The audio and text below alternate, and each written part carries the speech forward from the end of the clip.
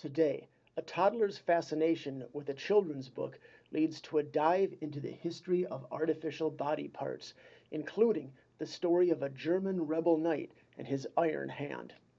It's the history of prosthetics on English Through History. But first, if you like today's episode, subscribe and leave a review since it helps us create future content. Fans of the channel might know that I usually cover Americana, but today we're doing something a bit different, and I have a quick story about what led me down this road. You see, my 2-year-old daughter loves alligators for some reason. Now, one day she saw the crocodile in a Peter Pan picture book, and from that day forward, she was obsessed with the scene where the crocodile eats Captain Hook, and I've had to relive the captain's grim fate over and over again. Well, that got me thinking, did pirates really have hooks for hands and peg legs for, legs? So I decided to find out. Now, the short answer, because we don't like to tug you around here at English Through History, is that some probably did, but not nearly as many as the movies make you think. A few sources have mentioned a high probability of limb endangering accidents on board pirate ships, but I haven't read anything that convinced me that hook-handed peg-leg pirates were common. I did, however, discover that the history of artificial body parts, or prostheses, is a lot more interesting than you might realize. Now, actually, prostheses have been around for millennia. We can even see stories of artificial body parts in mythology. For example, Irish mythology tells the story of Nuada Argetlav, or Nuada of the Silver Hand, whose hand was cut off in battle and replaced with one made of silver.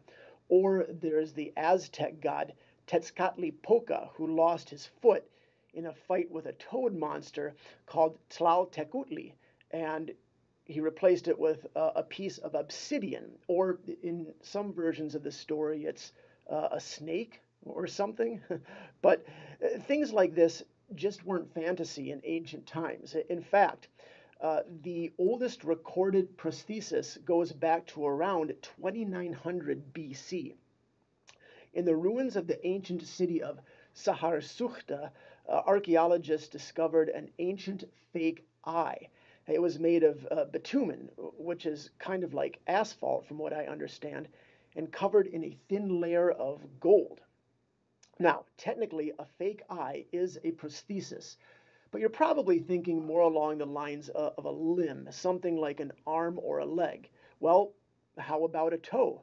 Because the oldest recorded prostheses after the Saharsuchta eye are both toes, and both from Egypt. It makes you wonder what was happening in ancient Egypt that everyone was losing toes.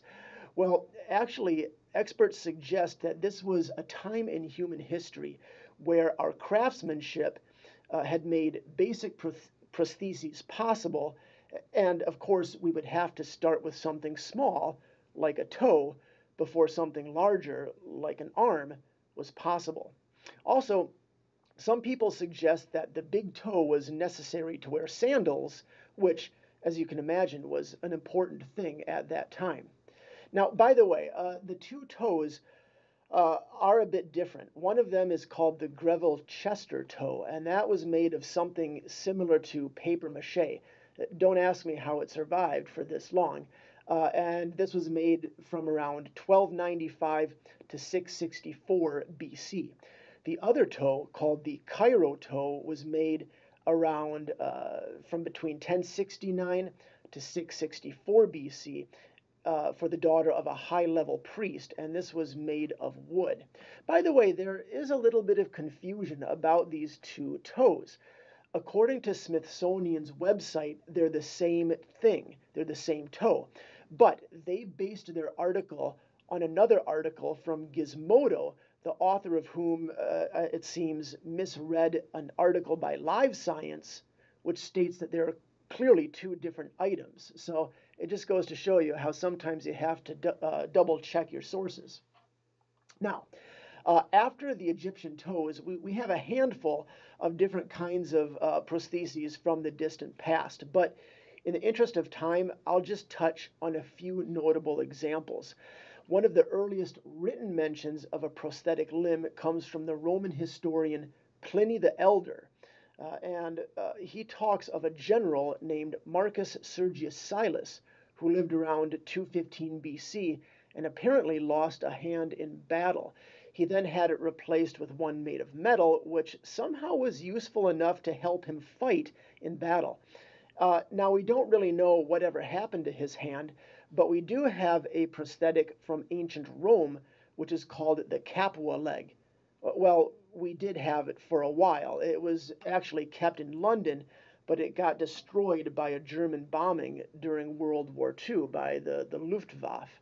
But in any case, the Capua leg was made of bronze with a wooden interior, a wooden core, and people think that it was made by armorers rather than by doctors or physicians.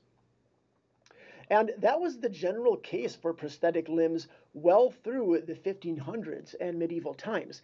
They were made by armorers and usually for soldiers. And that sounds like the stuff of high fantasy, right? A knight gets his hand chopped off in battle, so he goes to a master armorer who makes him a new hand of metal, except you have to move the joints and fingers with your other hand.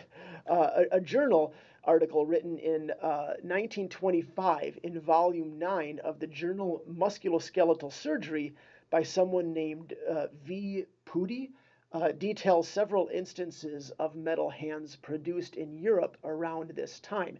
And they look pretty impressive, just like you would expect a metal arm or hand to look. But they didn't work as well as Ash's hand from the Evil Dead movies. They still make for some fun stories, though, like that of a man named Gertz of the Iron Hand. So, Gertz von Berlichingen was a German mercenary in the 16th century who somehow lost his hand to a cannonball attack, then replaced it with a hand made of metal. Now, with this hand, he continued to lead rebel armies, fight the Ottoman Empire, and more until he died a peaceful death of old age. Now, if that sounds like a life made for movies, well, the famous German writer Johann Wolfgang von Goethe agreed. He wrote a play based on Berlichingen's life. I've also found some mention of pirates from this time with both hooks for hands and peg legs. Such names include Cornelius Joel, Francois Leclerc, and, well, I guess just those two. But I haven't found much documentation that really convinced me of their factualness, so we'll have to put this down as a maybe. Also around this time was the famed astronomer Tycho Brahe, who, on a day when he wasn't studying the stars or killing elk by getting them drunk on beer, maybe we'll cover that story another day, he got in a duel with a Danish nobleman over who was the better mathematician and lost his nose in the fight.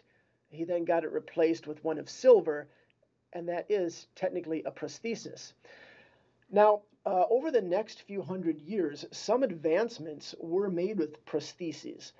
Physicians like Amois Paris and Pieter Verduin invented ways to implement straps, hinges, and more to make artificial body parts more functional. And then, in the 18th century, was Blas de Lejo. Now, Lejo was a Spanish naval officer who played an important role in the Battle of Cartagena de Indias and who, long before that, had lost his leg, one eye, and the use of one arm.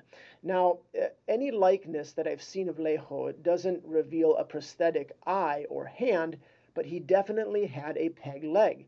And apparently, none of these disadvantages held him back much. Talk about having a positive attitude. Anyway, well, Lejo wasn't exactly a pirate. He sailed on a ship, he fought, and he had a peg leg, so I think that's close enough to what we need. You might have noticed that most of the people we've talked about have something in common. They were all fighters of some kind. And one of the biggest reasons for advancement in prosthetics was war. That's why events like the Civil War, the World Wars, and the Vietnam War saw further advancements in prosthetic technology. In particular, World War II saw the establishment of a government program for artificial limb research that greatly helped promote research and advancements into the field of prosthetics. But what's more, the appearance of new materials like plastic made it even more possible for prosthetics to advance. So at this point, advancements in prosthetics started to become almost exponential in growth, as is the case with technology, and charting all the advancements would take much more than we have time for. Why, it seems like just yesterday I felt surprised at seeing an athlete run on a blade type prosthesis for the first time. And who knows? Maybe it won't be long until prostheses are superior to our own limbs and might even be rivals for the silver and obsidian limbs of the gods of old. Thanks for watching, and I'll see you next time.